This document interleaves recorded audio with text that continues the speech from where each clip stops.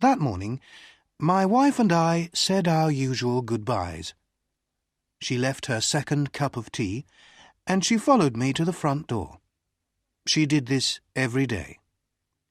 She took from my coat a hair which was not there, and she told me to be careful. She always did this.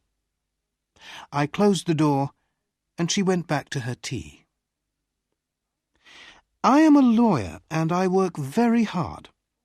My friend, Dr. Volney, told me not to work so hard.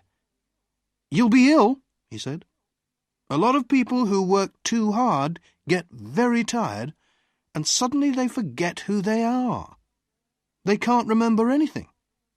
It's called amnesia. You need a change and a rest." "But I do rest," I replied. "On Thursday nights my wife and I play a game of cards, and on Sundays she reads me her weekly letter from her mother." That morning, when I was walking to work, I thought about Dr. Volney's words.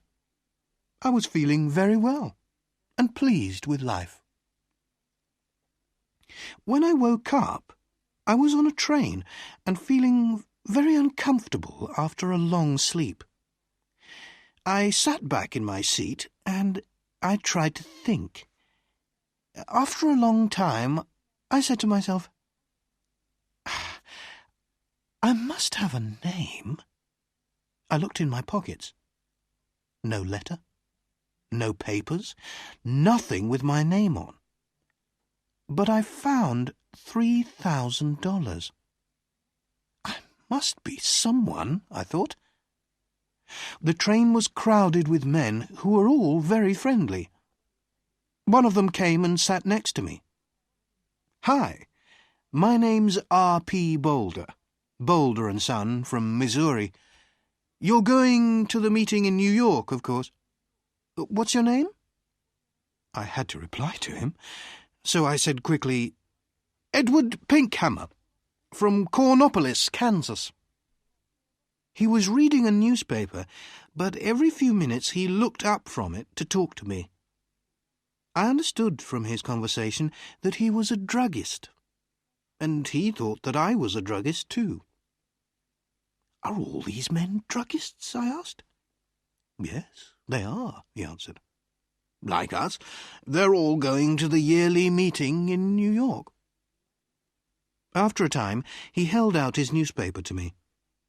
"Look at that," he said.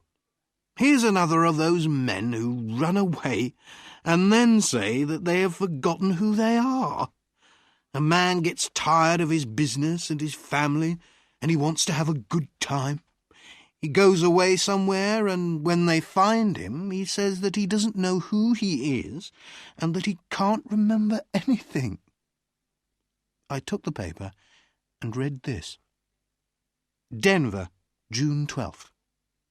Elwyn C. Belford, an important lawyer in the town, left home 3 days ago and has not come back. Just before he left, he took out a lot of money from his bank. Nobody has seen him since that day.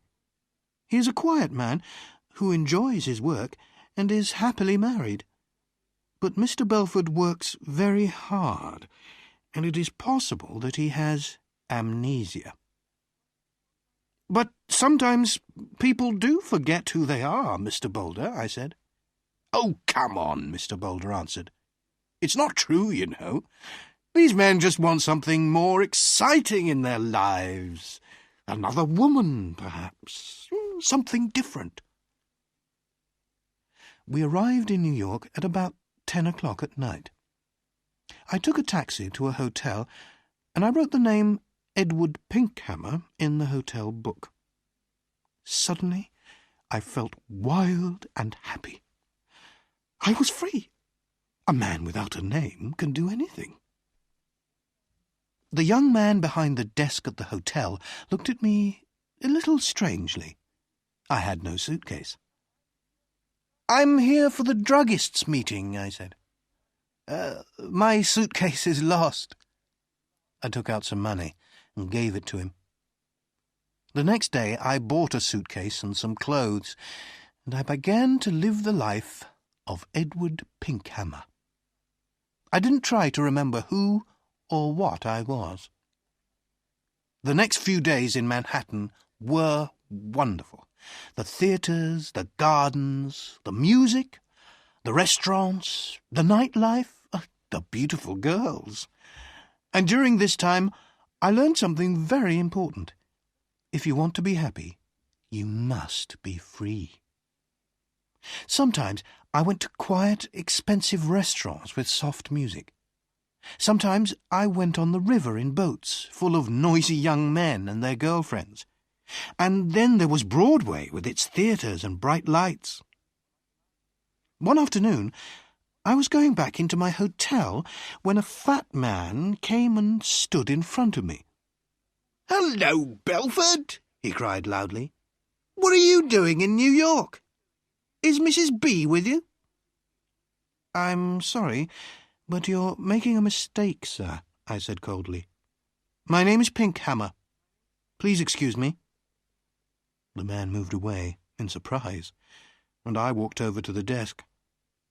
Behind me, the man said something about a telephone. "Give me my bill," I said to the man behind the desk, "and bring down my suitcase in half an hour." That afternoon, I moved to a quiet little hotel on Fifth Avenue. One afternoon, in one of my favourite restaurants on Broadway, I was going to my table when somebody pulled my arm. "Mr. Belford!" a sweet voice cried. I turned quickly and saw a woman who was sitting alone. She was about 30, and she had very beautiful eyes. "How can you walk past me like that?" she said. "Didn't you know me?" I sat down at her table. Her hair was a beautiful red-gold colour. "Are you sure you know me?" I asked. "No," she smiled. "I never really knew you." "Well, my name is Edward Pinkhammer," I said, "and I'm from Kansas." "So you haven't brought Mrs. Belford with you, then?" she said, and she laughed. "You haven't changed much in 15 years, Elwyn." Her wonderful eyes looked carefully at my face.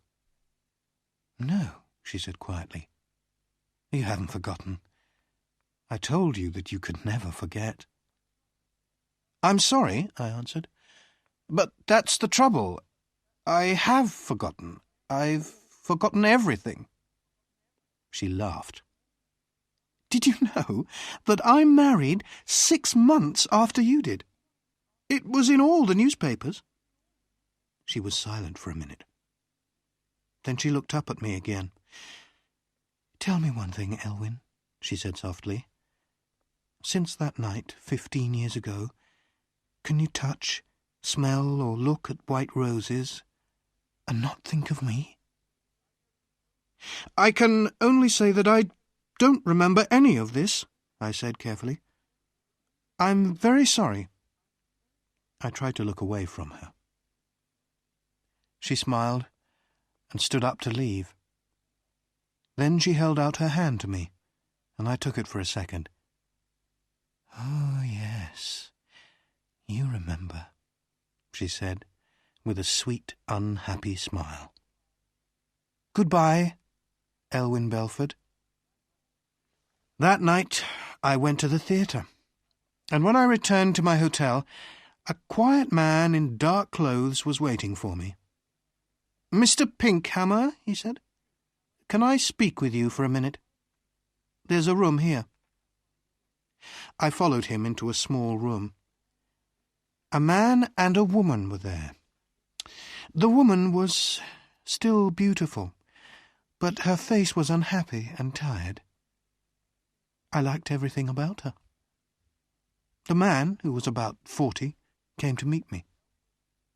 "Belford," he said, "I'm happy to see you again. I told you that you were working too hard. Now you can come home with us. You'll soon be all right." "My name," I said, "is Edward Pinkhammer. I've never seen you before in my life." The woman cried out, "Oh, Elwyn! Elwyn! I'm your wife!" She put her arms around me, but I pushed them away. "Oh, Dr. Volney, what is the matter with him?" the woman cried. "Go to your room," the doctor said to her. "You'll soon be well again." The woman left, and so did the man in the dark clothes.